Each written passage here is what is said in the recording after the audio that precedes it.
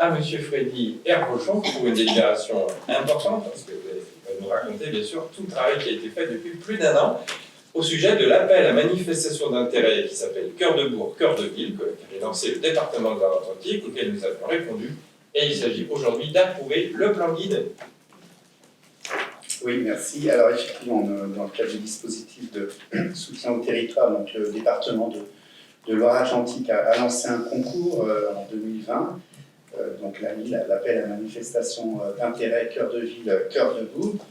Nous y avons postulé en délibérant le 8 octobre au conseil municipal et le département nous a informé que notre candidature a été retenue. Donc à partir de là, nous avons lancé une étude et que nous avons confiée à l'atelier Loup. Et donc cette étude s'est déclinée en 4 étapes.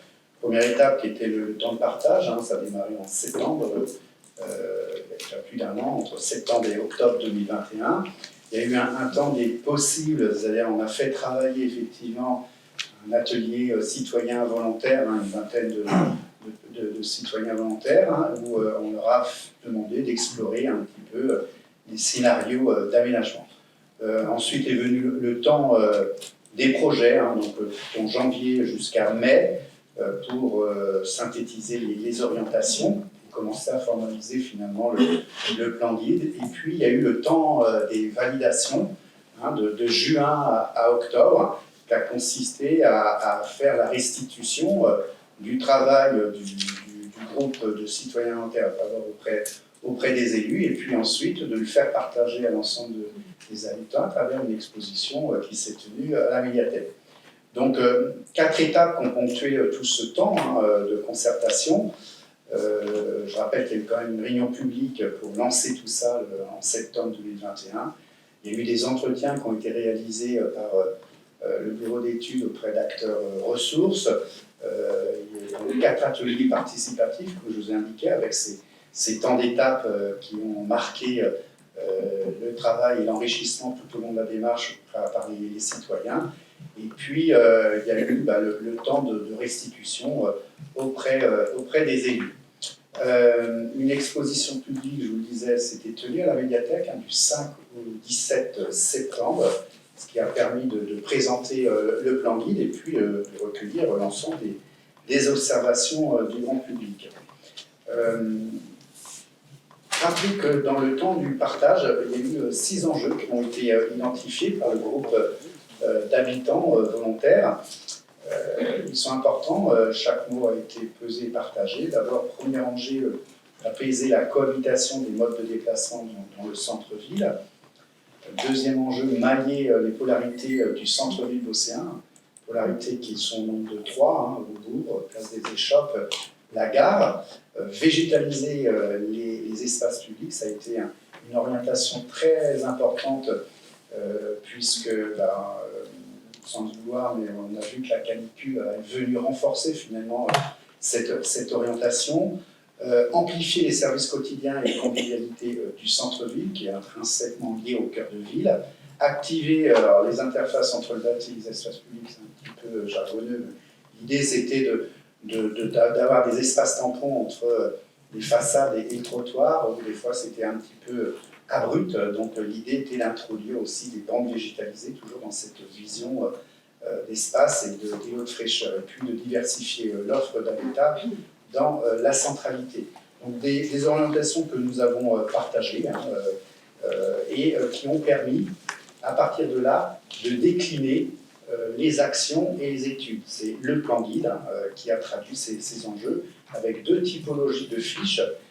Des fiches dites actions sur l'espace et les équipements publics métropolitains et communaux. Donc ça a été l'idée de comment on peut retravailler nos espaces publics, nos carrefours, nos trottoirs, nos places et nos venelles, donc à travers l'introduction, le renforcement des modes doux et l'enjeu de introduire de manière plus forte la végétalisation et la notion de désimperméabilisation des espaces publics. Et puis l'autre typologie de fiches sont les fiches études habitat au nombre de 9. Alors, celles qui concernent les actions étaient au nombre de 20. Et pour les études d'habitat, il y a eu trois types, sous-types d'études qui ont été vues. Ça a été de réinterroger déjà les OAP existantes. Il n'y a pas eu de création de nouvelles OAP, mais c'était de réinterroger les OAP qui ont été approuvées dans le PLUM de 2019. Et puis d'étudier des potentiels dans le diffus et de regarder aussi des études sur des zones potentiellement futures urbanisables, les fameuses 2 AU. Il y en avait 2 secteurs qui ont été regardés. Donc là, on est vraiment dans des fiches études, on n'est pas dans un niveau opérationnel. Alors, l'idée, c'était d'avoir à la fois des actions pragmatiques qui pouvaient se mettre en œuvre rapidement, ce qu'on appelait les actions de demain, de 2022 à 2028, et puis d'avoir un second temps, plutôt à moyen terme, les actions dites en projection jusqu'à 2034, et puis après, un exercice peut-être un peu plus intellectuel mais intéressant, qui était une action en prospective jusqu'à 2040, ce qui permet d'avoir une vision globale et d'ensemble. Ce qui a été rédigé en noir, c'était suite aux échanges qu'on avait eus avec votre groupe, dont je tenais à le lire précisément. Ce plan guide a bien ambition de donner à voir l'évolution du centre-ville, de Douai, dans le temps, les 3 temps, dans l'espace. On l'a vu tant sur la partie bâtie que l'espace public, et dans le périmètre du bourg. Il permet une cohérence pour les actions qui se déroulent sur un temps nécessairement plus long que celui d'une mandature municipale. Mais il était important de préciser, il ne revêt pas pour autant un caractère d'obligation pour la ville comme pour la métropole. Il permet aux élus d'inscrire leur projet dans un cadre de référence partageant, ouvrant droit à des financements, parce que derrière tout ça, c'est aussi l'intérêt de ce travail qui pourra être éligible au financement du département. Alors, les éléments méthodologiques, je ne vais pas y revenir, les calendriers, tout ça a été partagé au niveau de 2 commissions en 2021. La restitution du travail des citoyens a fait l'objet d'une commission plénière, si vous vous souvenez, le 1er septembre, où le bureau d'études l'eau est venu spécialement nous expliquer et restituer tout le travail qui a été fait par le groupe citoyen. Et puis, donc, ça s'est achevé par une exposition. L'enjeu, donc, c'est de soumettre aujourd'hui au conseil municipal ce plan guide pour approbation, ce qui permettra de solliciter officiellement le conseil départemental de Loire-Atlantique pour inscription de ce dossier dans un prochain comité d'engagement qui devrait se tenir début décembre. Et ce plan guide fera l'objet, si le département suit les actions, d'un contrat cadre pluriannuel entre le département et la ville de Douai dans le périmètre d'intervention sur des actions jusqu'à 2026 maximum qui pourront être financées à hauteur de 40%. Donc annuellement, nous devrons déposer les dossiers qui ont été déjà identifiés dans le plan guide. Voilà, si vous avez des précisions, des observations. Intervention, oui, monsieur Rougeau. Bonsoir tout le monde. Donc, mesdames et messieurs les conseillers, monsieur le maire, à l'occasion de la délibération liée à l'approbation du plan guide Cœur de Bourg, nous souhaitons faire part de plusieurs réflexions suite à l'étude de ces documents au cours des dernières semaines. En premier lieu, et après étude des documents transmis le 22 septembre 2022 suite à la commission plénière que vous avez mentionnée, qui s'est tenue le 1er septembre 2022, nous nous interrogeons sur la temporalité de certaines actions évoquées. Nous comprenons par avance qu'une planification soit nécessaire.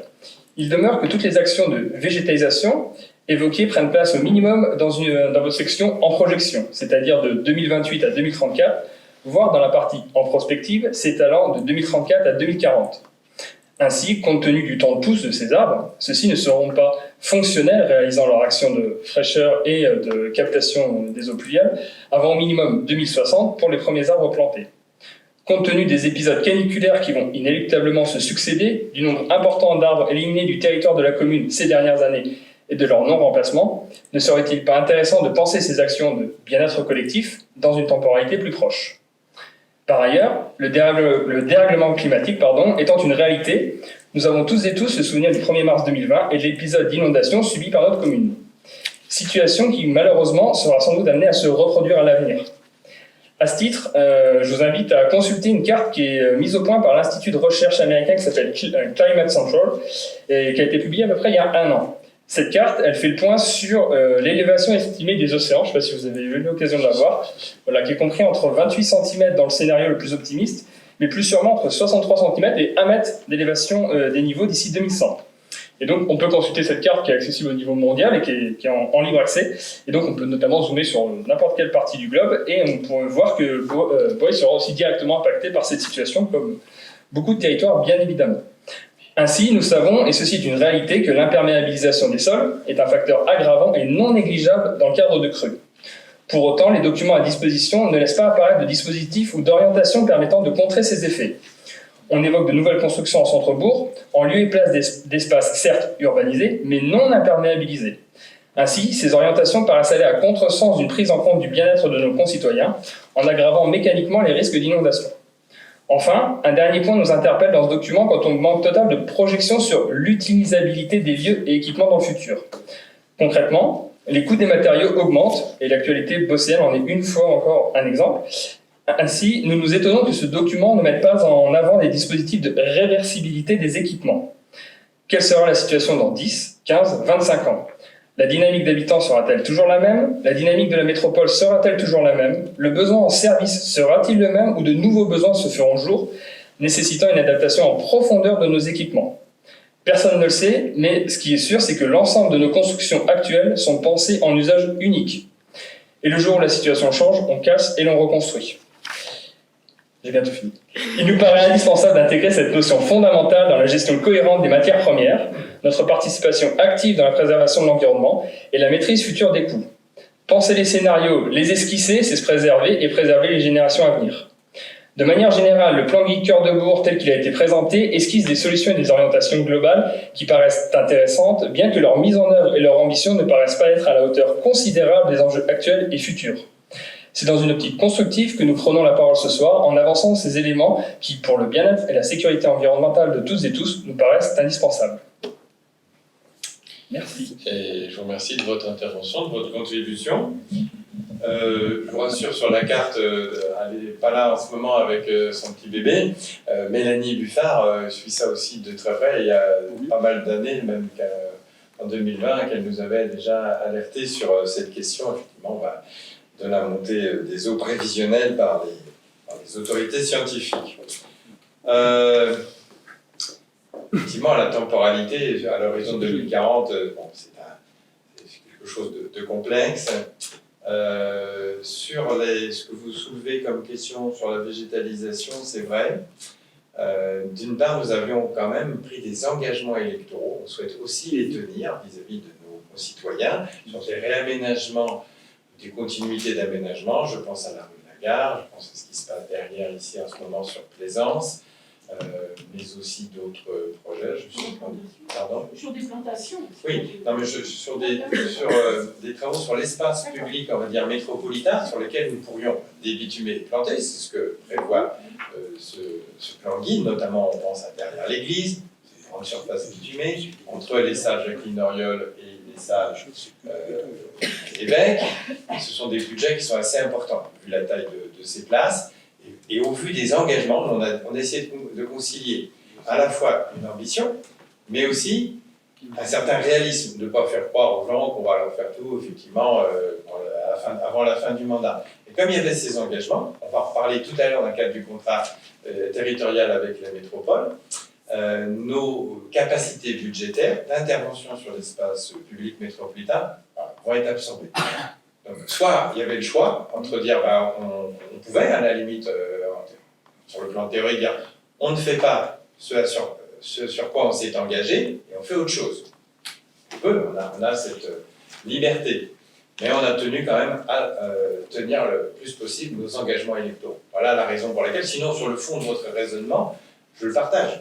Si on avait 2 fois plus de sous, on commencerait tout de suite à débitumer et à planter. Je suis d'accord avec vous. Voilà, c'est une question budgétaire. Après, sur les besoins de nos concitoyens, un besoin quand même fondamental, c'est quand même d'avoir un toit.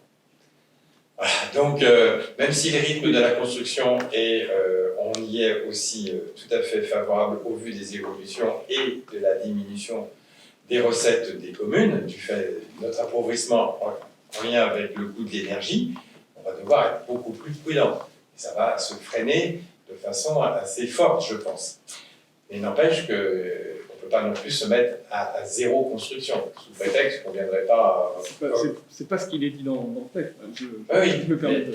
Déjà, malheureusement, ce travail qui s'est fait sur toute l'année, et ce qui nous arrive depuis, finalement, c'est surtout depuis l'été qui nous explose à la figure le coût de l'énergie. C'est à partir du mois de mars que ça a commencé, forcément avec la guerre en Ukraine, mais là, au niveau des communes, on a les chiffres depuis l'été. Ça nous rebat quand même un peu les cartes, en particulier sur cette question. Alors, si la situation revient rapidement, bon, je ne me fais pas trop d'illusions, mais peut-être ça peut aller plus vite. Sinon, on est quand même aujourd'hui dans une prudence qui doit être... on n'a pas le choix que d'être prudent. Et vous avez peut-être eu la curiosité d'aller, juste après l'exposition qui a duré une quinzaine de jours sur l'AMI Cœur de Bourg à la médiathèque, juste après, on a d'ailleurs dû partir assez vite le vendredi soir, parce qu'il y avait une exposition qui a duré 15 jours, faite par l'association Go-Histoire, qui se sont amusés, eux, dans le cadre des Journées du patrimoine, à aller faire des photos. Ils ont exposé des cartes postales ou des vieilles photos, et à aller faire la photo aujourd'hui pour montrer les évolutions. Alors une ville, là on voit, même à l'échelle de Gouaille, qui n'avait que 1500 habitants au début du siècle dernier, une ville, ça vit. Et donc vous voyez que oui, effectivement, une église, elle est plus au même endroit. Elle a été cassée et reconstruite. Une poste, elle est plus au même endroit. Une mairie, elle est plus au même endroit. Alors, on a comme ça pas mal d'exemples à Gouaille où les choses bougent au cours des siècles. Donc c'est un processus, c'est le processus même d'une ville. Une ville se reconstruit. Alors aujourd'hui, on a envie de dire que, je pense qu'on est d'accord tous pour dire, une ville ne s'étendra plus trop en termes d'étalement. Ça préserve quand même l'essentiel de nos terres. Et sur la partie qui est déjà urbaine, il y a effectivement des terres à côté d'une maison où on a des espaces en pleine terre. Risque effectivement là de voir un peu moins de pleine terre s'il y a une densification. Et c'est un peu mécanique. Voilà les petits éléments aussi de réflexion un peu en réponse. Mais M. Arrochon, vous voulez ajouter quelque chose et puis je vous redonne la parole. Non, mais effectivement, moi je regardais vos observations. Effectivement, il y a les orientations, c'est un gros paquebot, l'urbanisme. C'est pas du jour au lendemain qu'on change de paradigme comme ça. Les choses, disait M. le maire, il y a des parties. Le meilleur moyen de réintroduire des îlots de fraîcheur et de la végétalisation, c'est de ne pas imperméabiliser. Ça paraît évident, et c'est déjà toute la politique que nous menons pour freiner au maximum l'allotissement des terres en A et N. Parce que finalement, nous sommes héritiers du fruit d'un aménagement qui a été fait depuis plusieurs générations, qui est celui-ci où on a privilégié essentiellement le mode voiture. Donc on enrobait allègrement les trottoirs et tout ça, les places, etc. Bon, tout ça, c'est 50 ans d'urbanisation d'après-guerre. Donc effectivement, c'est pas en 2022-2028 qu'on va inverser tout ça. Par contre, c'est l'orientation. Malgré tout, on a quand même des actions qui vont quand même déjà s'enclencher. Vous voyez ce qui a été démoli pour faire le nouveau espace santé à Lens. À côté, nous avons prévu des places de parking à la demande des commerçants. Nous aurions pu faire comme on fait d'habitude, un bel enrobé, brillant, avec un beau marquage blanc et bleu, mettre des zones bleues. Non, la fiche action déjà prévoit dans le temps court que nous allons faire un square végétalisé et du parking végétalisé, pour effectivement complètement pouvoir avoir une autre conception. C'est plus coûteux, mais ça, on va l'intégrer immédiatement. Puis effectivement, pour toutes les zones où il y a des îlots de chaleur, on a regardé, puisque Nantes Métropole a fait une carte accessible à tous, où on voit les îlots de chaleur. Sans surprise, c'est là où il y a des parkings. Derrière l'église, parking Rico, Lidl, vous voyez, tout ça, c'est effectivement, dans la période qu'on a connue, c'est un vrai four l'été. Donc ça, effectivement, aujourd'hui, c'est pas dans notre PPI qui a été adopté avec Nantes Métropole. On ne va pas faire croire qu'on va mettre ça demain, et c'est plutôt dans une temporalité après, 2028. Et c'est là, d'ailleurs, si vous regardez la fiche projection, c'est là qu'on travaille toutes les places de l'église, RICO. Donc c'est ici qu'on va rentrer vraiment, je dirais là, on rentre au cœur du sujet, parce que là, on aura anticipé tous les budgets dans la prochaine PPI pour intégrer cette végétalisation. Voilà.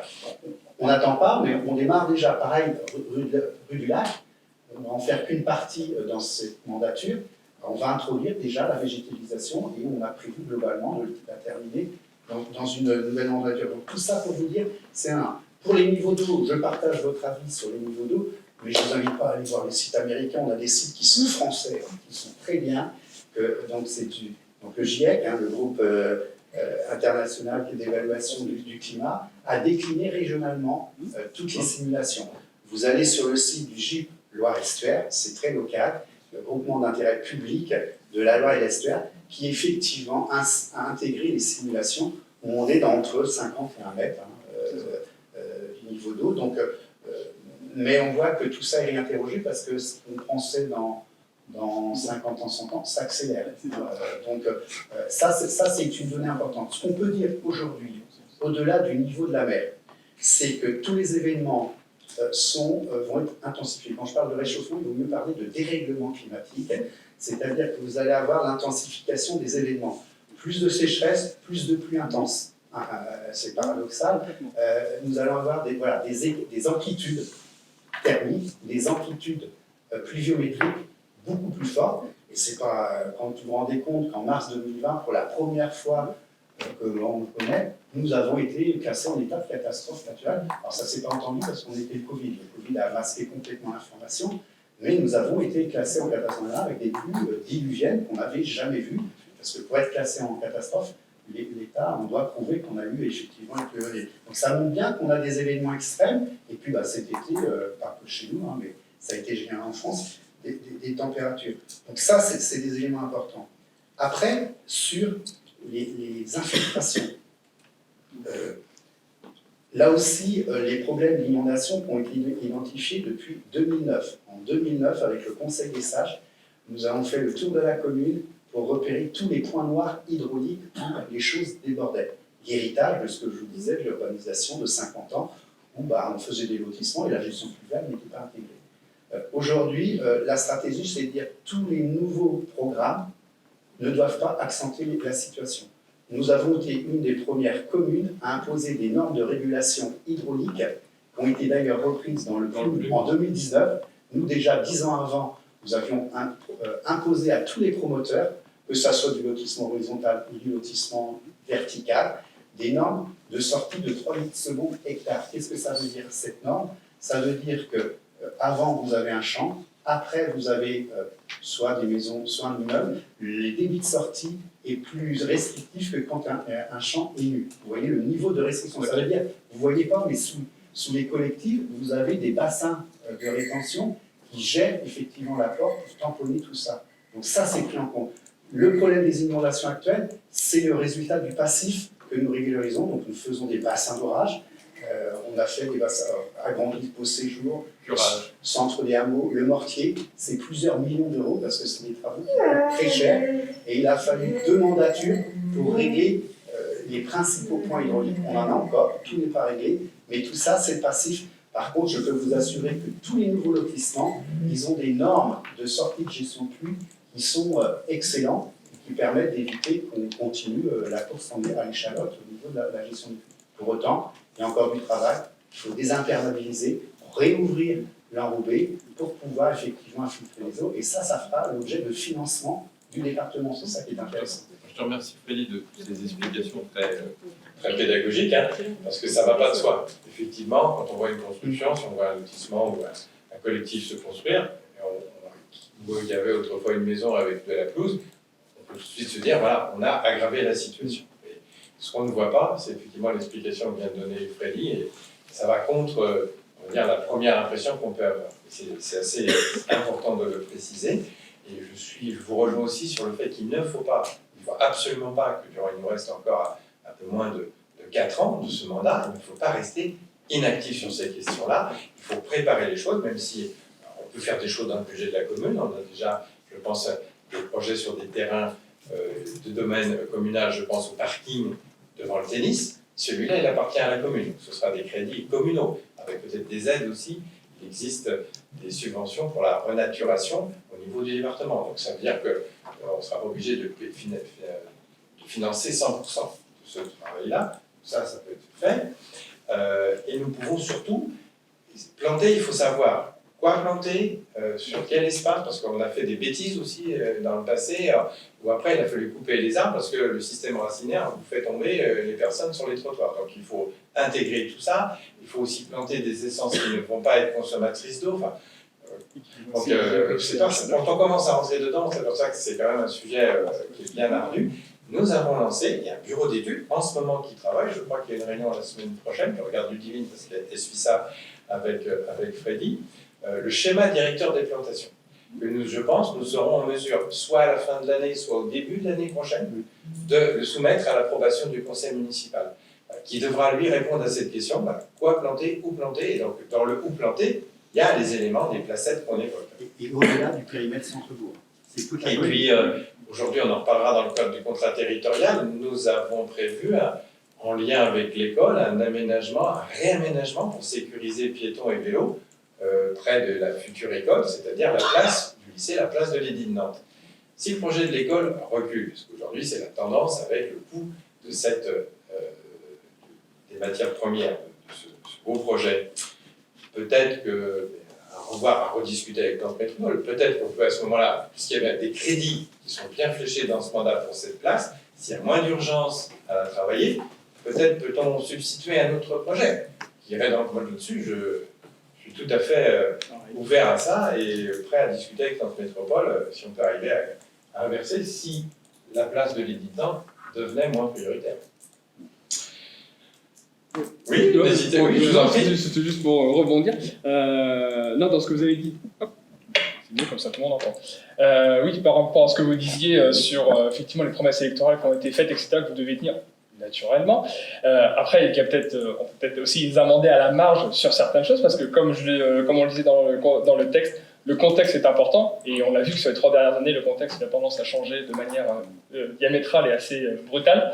Il y avait ce point-là. Tout à l'heure, vous parliez de ce en quoi les personnes sont en attente, effectivement, avoir un toit sur la tête. À aucun moment on le remet en cause, bien évidemment. Ce qu'on parle, c'est de réversibilité des usages. C'est vraiment cette notion, qui est peut-être un peu abstraite, mais c'est l'idée de se dire qu'effectivement, un bâti, il a une fonction à un instant t, mais qu'à l'instant t plus 1, t plus x, x étant un nombre d'années indéfini, on peut très bien lui donner un autre usage en fonction de l'évolution, en fonction de tout un tas de paramètres. Et c'est ça, en fait, c'est ce genre de notion qui, à l'étude de ça nous manque un petit peu. On se dit c'est dommage parce que finalement, en fait, on parle d'un urbanisme qui a eu lieu pendant 50 ans, etc., selon des règles qui paraissent hors d'âge, on est bien d'accord. Donc là, il y a des choses qui sont intéressantes là-dedans. On ne met pas du tout un trait de crayon sur tout le travail qui a été fait, mais on se dit, ces notions qui paraissent être primordiales et qui paraissent répondre de plusieurs enjeux, notamment économiques, et on sait quand même que l'économie, c'est un sujet qui nous tient beaucoup dans la gestion de la commune, on en entend souvent parler, à juste titre d'ailleurs, mais on se dit que ces notions-là, elles nous paraissent fondamentales là-dessus. Et le dernier point, c'était par rapport, donc effectivement, sur les constructions de collectifs avec les normes que vous imposez aux promoteurs, c'est une très bonne chose, et on se félicite de savoir que depuis 10 ans en avance, c'est en place. Par contre, je rebondis juste sur une chose, c'est tout à l'heure on parlait de l'intensification des phénomènes climatiques, et effectivement, les derniers mois ont été une preuve, et malheureusement, les prochaines années en seront aussi une preuve, on le sait d'ores et déjà, et c'est vrai que peut-être aussi même ces normes-là, il faut peut-être aussi même les intensifier, parce qu'on ne sait pas jusqu'où ça va aller, et peut-être que même des normes qu'on estime à l'heure actuelle assez larges et très bonnes, il y a peut-être aussi même à ce niveau-là, et on en demande peut-être beaucoup, je ne sais pas, mais même aussi pousser là-dessus, parce que on ne sait pas jusqu'où ça va nous emmener, et peut-être que même avec des capacités que vous nous annoncez et qui sont supérieures à des terres agricoles, même dénuées de toute verdure, c'est ces éléments-là où notre réflexion se dit il y a des choses qui sont proposées, mais peut-être qu'il faut encore qu'on pousse un petit peu, et pas forcément qu'avec des crédits. Il n'y a pas que l'argent, il y a aussi une question de volonté, il y a aussi une question de volonté. Vous l'avez, mais ce que je veux dire, une question de réglementation, même sur des normes, augmenter des normes ou des choses comme ça, être encore plus exigeant dans le développement de notre ville. Et effectivement, le dernier point, c'était vous parliez aussi qu'une ville ne reste pas figée et qu'elle évolue. Et là-dessus, on vous rejoint totalement.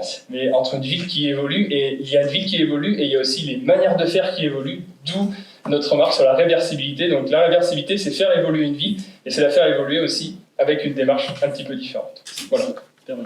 Si je peux juste rajouter, il y a quelques exemples qui sont quand même récents sur la commune, qui sont la place de la Médiathèque, la place du marché, qui sont la rue de la Gare, où on n'a pas planté un arbre. On a, voilà. Donc je suis d'accord qu'on est sur 50 ans d'urbanisation qu'on subit, mais on manque quand même sur certains exemples assez récents. Et le cabinet Lowe l'a quand même souligné, qu'effectivement, on peut manquer, même sur les exemples plus récents au sein de la commune, on peut manquer de végétalisation dans les nouveaux projets qu'on a pu mettre en place. Alors, c'est pas un bon exemple, celui-là. C'est dommage de finir par ça. Je vais défendre parce que la place, ils en ont parlé effectivement, et ils ont un retour aussi en tant que professionnels, urbanistes, architectes.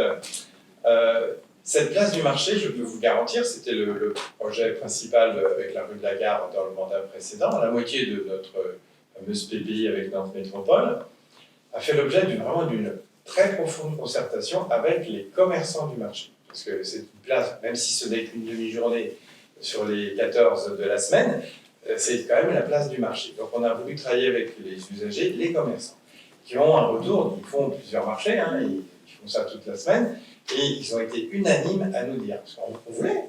Notre première idée, forcément, c'est d'essayer de végétaliser cette place qui était une place de bitume avant. Un petit peu plus jolie si on veut avec du pavé, mais enfin, ça ne nous fait pas un arbre de plus. Ils nous ont tous dit, mais surtout ne plantez pas, parce que nous, avec nos gros camions, nos gros remorques, etc., et là où ça a été fait, ça finit 2 ans après et il ne reste plus rien. Donc ils nous ont demandé de rester sur l'aspect extérieur, qui ne se voit pas trop aujourd'hui.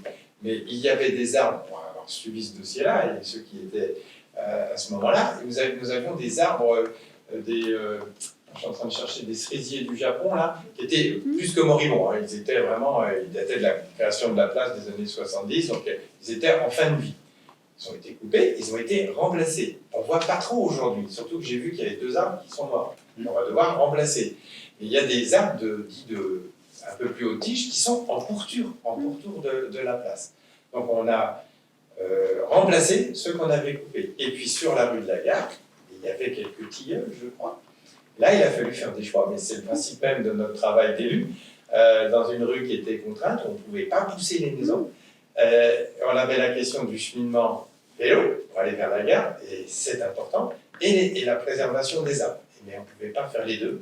Donc là aussi, on a fait un choix en se disant on y va sur l'axe cyclable en priorité, et puis on va renforcer la végétalisation. Elle est prévue sur la rue de la Gare au niveau du terrain qui reste à bâtir, à côté du parking relais. Il y a un recul de 5 mètres qui est prévu pour qu'on puisse, que le porteur de projet a l'obligation de planter des arbres là aussi de haute tige. On a essayé de compenser autant qu'on pouvait.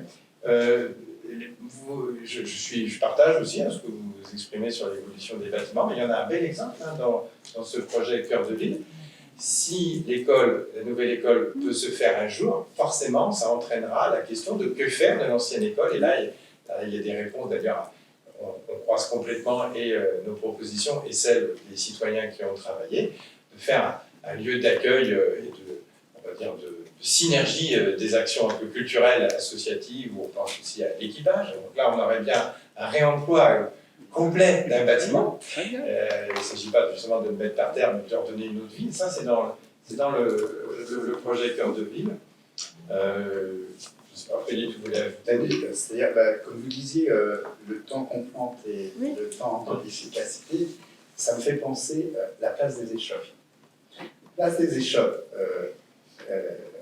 quand on regarde les photos, il n'y avait pas un brin d'herbe, voilà. On a introduit effectivement de la végétalisation. Pendant les 4 ou 5 premières années, on nous a fait les reproches, mais c'est minéral parce que, effectivement, le temps que la végétation prenne de l'ampleur, maintenant on a même l'inverse, puisqu'elle gêne. J'ai plutôt des retours au niveau des services espaciels. Venez couper parce que ça prend trop d'ampleur et effectivement, par moment, ça peut poser des risques parce qu'en termes de visibilité. Effectivement, vous avez raison, il faut laisser 5-10 ans avant que le potentiel végétal soit là. Et bien, ce qu'on a sur la place des marchés, c'est ça, c'est-à-dire toute la ceinture de végétalisation qui est en périphérie. Il faut qu'elle prenne ampleur. Malheureusement, il y a eu des étés qui ont fait qu'il y a eu des essences qui ont grillé. Mais voilà, il faut leur laisser, à chaque fois, nous-mêmes, on est pressés, quand est-ce que ça pousse. Notre responsable espagnol, lui, monsieur l'adjoint, monsieur le maire, il faut 10 ans avant qu'effectivement une essence à tige prenne. Donc voilà, vous verrez les choses prendre un peu plus d'ampleur avec ce choix qu'a évoqué monsieur le maire de ne pas implanter au milieu de la place par rapport à la concertation. Autre exemple qui est quand même illustrant dans cet aménagement de la gare, on n'avait pas parlé, mais c'est le parking relais. Regardez ce qui a été fait dans le parking relais. Vous avez le parking relais nouvelle génération et le parking de la gare ancienne génération. Rien à voir.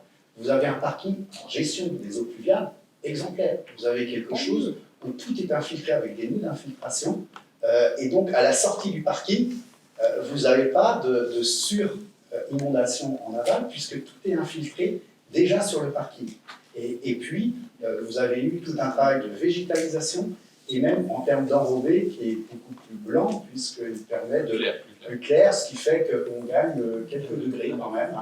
Voilà. Mais 1 degré par le choix de la coloration du bitume. Voilà. Donc, moi, je vous invite vraiment à aller voir le parking et le parking relais. C'est vraiment une nouvelle conception dans laquelle on a complètement intégré ces notions de gestion pluviale, d'infiltration, puisque c'est souvent l'impact principal du parking, c'est l'imperméabilisation. Si ça peut servir d'exemple, effectivement, à reproduire d'exemples guidés dans le cadre, effectivement, c'est une très bonne chose. Donc, voilà. C'était vraiment sur l'étude de ce plan, sur les années où on se posait vous soumettez ces quelques réflexions. On est conscient que ce n'est pas un travail qui est perfectible, bien évidemment, et ça reste un plan guide. On nous donne quand même un cap, une ambition, et comme tout plan guide, c'est pour ça qu'effectivement vous l'aviez demandé, on l'a bien précisé, ce n'est pas un carcan. On est bien dans quelque chose qui peut évoluer, parce qu'effectivement on ne sait pas quel sera ce qui va nous tomber dessus, on n'a pas su il y a 8 mois ce qui allait nous arriver pour le gaz. Bon, on ne peut pas savoir ce qui va se passer d'ici 3 ans et encore moins en 2040. Donc ça pourra s'adapter, chaque mandature municipale pourra le revoir, intégrer justement de nouvelles donnes climatiques. Des évolutions technologiques aussi qui vont faire qu'il y aura... La seule chose qui nous limite et qui limitera malheureusement tous les mandats, c'est comme toujours, c'est la capacité budgétaire, donc qui nous oblige à faire des choix pour dire bon ça va être prioritaire. On se dit qu'aussi derrière l'église, vous savez qu'on a la parcelle du presbytère qui appartient à la commune, qui fait partie des enjeux d'ailleurs, qui ont été travaillés à nouveau là, regarder la capacité à construire. On se dit que si ça doit bouger, autant finir finalement cette place qui a déjà un immeuble d'à côté, qui pourrait sur à la place du presbytère aussi voir un collectif, et qu'ensuite on reformate vraiment la place. C'est un peu l'achèvement. Une fois que les constructions sont faites, on prend la place. Mais voilà. Mais après tous ces échanges très riches et très constructifs, est-ce qu'il y en a d'autres? Ou est-ce que je peux passer au vote de ce plan guide? Je vous mets aux voix ce plan guide qui l'approuve, qui vote contre, on va faire dans ce sens-là, qui vote contre, qui s'abstient. 6 et qui l'approuve. Merci Ludivine.